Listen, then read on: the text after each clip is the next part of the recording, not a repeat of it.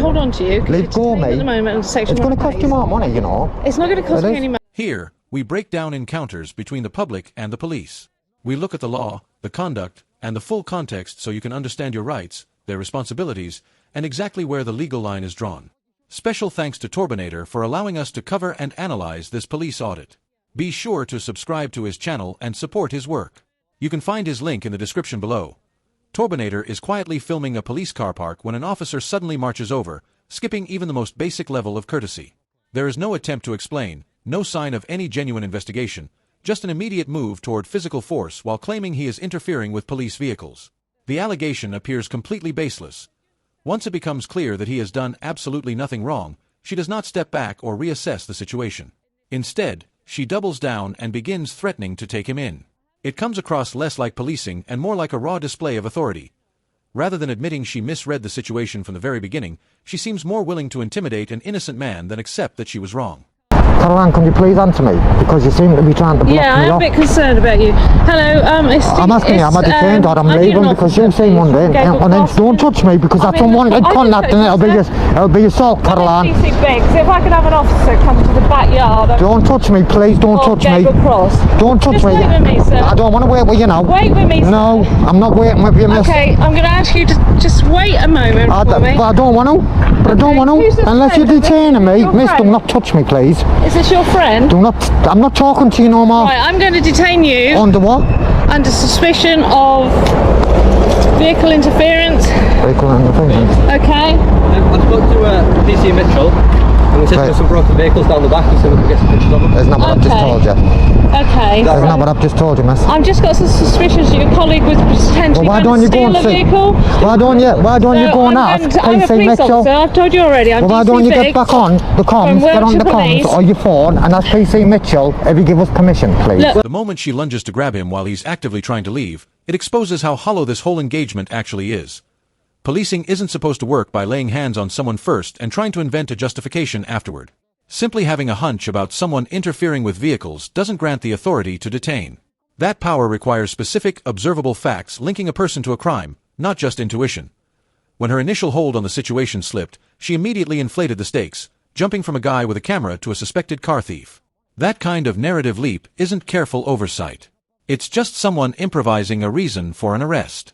Because if you don't, But he did say there was no signs to stop us. Can I just ask no, you? can I just inform you? No, can I just inform you of this? I have told you that a colleague of yours gave me permission to be there, right? Okay, now what you should have done is got on your phone and you should have established and ascertained, shouldn't you? Yeah. But now you've did. Yeah, you should have. And I can't I am, yeah, any because words out. I am Caroline, because me and you had a lovely conversation, didn't we? We did have a lovely conversation. And then you're going down a I've mad asked road. someone to join me. Okay. I am going to detain you at the moment under what? Section 1 of PACE on Under Section suspicion 1? that you may well have been trying to steal a vehicle and may have something on you Okay. that would back that up. Okay. Okay, so do you understand that you're detained at the moment by me because I'm suspicious of what you're up to in this police station, okay? I haven't yet detained your colleague, but do you understand what's going on? Okay. So I'm a warranted officer, and my grounds for doing this is I've got suspicions of what you've been doing in this car park. I do not consent to your search. However, she digs her own grave right there on camera. She admits that her colleague had already given him the green light to film and even acknowledges that she should have checked that before getting physical. In that moment, she knows she messed up. But instead of simply backing off, she panics and tries to save face by claiming a Section 1 pay stop is necessary because he might have something on him. It's a complete reach. Section 1 is not a fallback plan for an officer who feels embarrassed. It's a power that requires genuine grounds and real evidence of possession. Trying to turn a man standing in a car park into a legal excuse to search him is just pathetic. More than anything, it shows she has no real understanding of how those powers are supposed to be used. I will let you under duress, miss. There's no duress here, fella. Yeah, there I have is. suspicion How can you, please don't touch me. That doesn't give you permission to touch me, does it? Doesn't give you permission to touch me, miss. Please don't touch me. Hello, sir. PC Mitchell, can you come and sort your colleague out, please? This male under Section 1 place to do PC Mitchell, give me permission, sir. My colleague has detained you under Section 1. Okay. Will you leave go me then? No, I'm going to hold on to you. Leave go me. At the moment, under Section It's going to cost you more money, you know. It's not going to cost me any money. What, your chief constable? So you're not bothered about your chief constable? Your chief constable, right, is going to pay because of your actions. Can The guy there, the guy, listen, search is an offence in listen, itself. listen, So I'm not listen to me resistant. very I am not carefully. resistant. As The I've guy said to who you gave us several permission, times, I've got suspicions. you can of what ascertain you now do from your colleague. in that car park. Suspect that you may well Okay, be then. stealing items. Okay, then. And I'm therefore going to search Okay then. you. What did you see me doing, Caroline? I saw you Don't walking. forget, everything's recorded. You see me walking. Okay, come on, Okay. carry on then, Caroline, And what's please. your name, sir? What's your name? I've already told you my And I've name is already told you Caroline mine, haven't I? Biggs. And what's your first name again? Darren. And what was your last name? I'm not telling you. Okay. She's locked onto his wrist, and even though he's standing perfectly still and following every order, she's yelling that he's resisting. That's a total lie. You don't get to call someone difficult just because they're listening to you. And using that as an excuse to put hands on them is a dirty move. Then she jumps ship again, escalating from vehicle tampering to possession, and finally landing on theft. It's all completely made up. No report, no evidence, nothing stolen. Just a reaction to the fact that he was walking through the car park. She's cycling through every accusation in the book to cover her tracks. We are in a bit of a public view. Do you mind if we just go to the corner No, I there? feel unsafe. Well, that's what I would prefer to do, so just for your dignity. So if we just go over there... Why are you not we'll do the stripping search. me? Sorry? You're not stripping me. I didn't say... Right, so I don't need to go over there then. Well, we'll I'm walk you okay, over yeah? there, sir, if you want. I don't want He's to. all right. I don't want to, sir. do you want me to search then if you're happy Yeah, to hold on of to course, it? you're the male, aren't you? Do you understand my Well, wait point? there, will you I just wait understand 2 your grounds, seconds? yeah, Will that's you fine. wait there 2 seconds, please? And then I'm you can gonna talk put to me. some gloves on, Right, sir. listen, your colleagues there, right, will give us permission. Why don't you ascertain? Because this is illegal, mate. Right? We wouldn't have been in there if PC Mitchell didn't allow us to go in there. Fucking tyrants like that. No, I'm sorry, but no, I know, but fucking tyrants like this, Put your hand idiot. down, I'm fella. sorry, your hand but down, she's fella. violated me, though, Put your PC hand down, Mitchell. fella. No, Step back from my no, colleague a little I'll bit. put my hand up. Give me a little bit My of hand space, will is you? up there. And if you could deal with that, thank you. It's all I'll right. keep my hand up. Is it What's your against the name, law? fella? Yeah, My well, name's Darren. How many more don't give times? me any How many reason more? to be concerned. How many more times? Okay, How many I more am times telling would you you like me that to you're tell the- you my name? It's not going to change. You've only said the first part of your name. Yeah, Darren. That's all you need to know. only You're press lucky your I've even name. give you that. The officer tries ordering him over to a corner away from anyone watching, but he shuts it down immediately. He points out the obvious. Unless she's conducting a strip search, he isn't going anywhere. He's completely correct.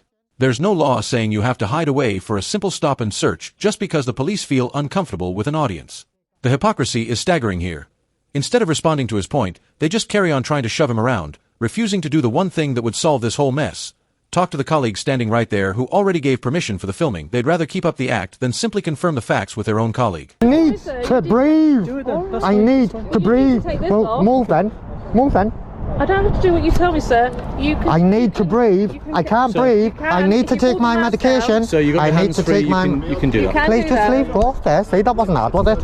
I just don't want you to take that number, mate. Then that's fine. I'm not interested in numbers, I'm just Okay. making sure I'm looking for stolen items. Do you understand what my colleague said, haven't you? Yeah. The reason why you've been searched. Yeah, As long as you understand, yeah.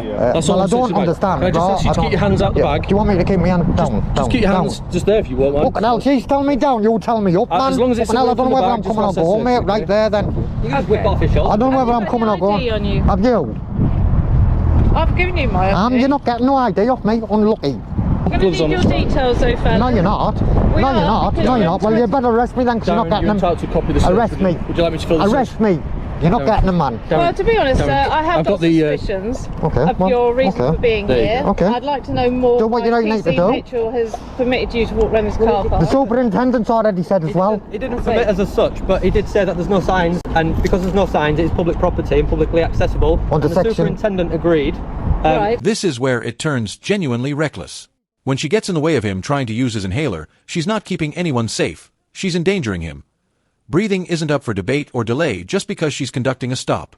Then, to twist the knife, she holds him while he's in clear medical distress and labels it as him resisting, which is nothing short of gaslighting. She's also asking him for his details when she has zero legal hook to force him to hand them over. He isn't arrested, and he's under no obligation to chat. She just keeps ignoring the facts, repeatedly asking for his reason for being there, even though he's already made it clear that a superintendent sanctioned his presence and there's no restriction on him being there. The moment the search concludes, the officer's legal authority hits a hard wall, yet she refuses to step back. This is the precise point where the detention shifts from a procedural stop into something legally indefensible. Section 1 of PACE is not a blank check that allows for a holding period while an officer fumbles through paperwork. The power to detain is tethered strictly to the search itself.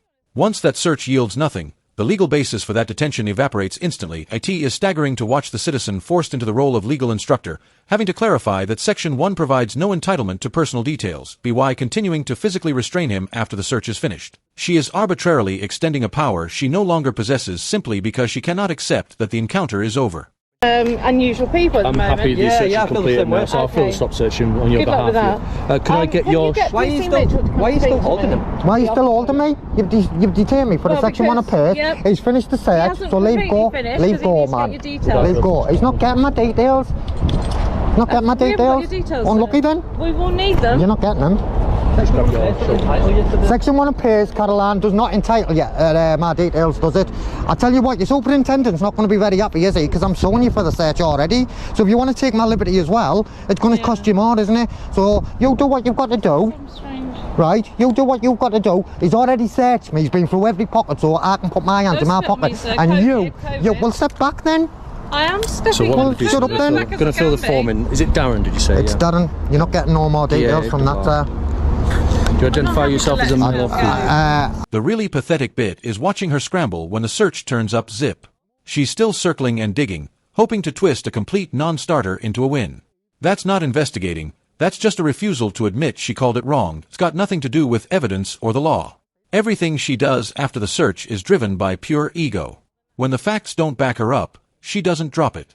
She just keeps pushing, and then it all goes flat. She walks away not because she's happy or got a result, but because she's totally out of excuses. No explanation, no wrap-up, just silence. All that false authority drains away the second she realizes she can't legally keep him there. She doesn't actually finish the job, she just sort of gives up and drifts off. When a stop is done properly, it finishes with a point. When it's just a power play, it doesn't end, it just falls apart. Torbinator replies to a comment saying he's going to sue them, which shows how strongly he felt about what happened in that moment. In situations like this, it is possible to take action if there are grounds. For example, if someone believes force was used unlawfully or their rights were interfered with.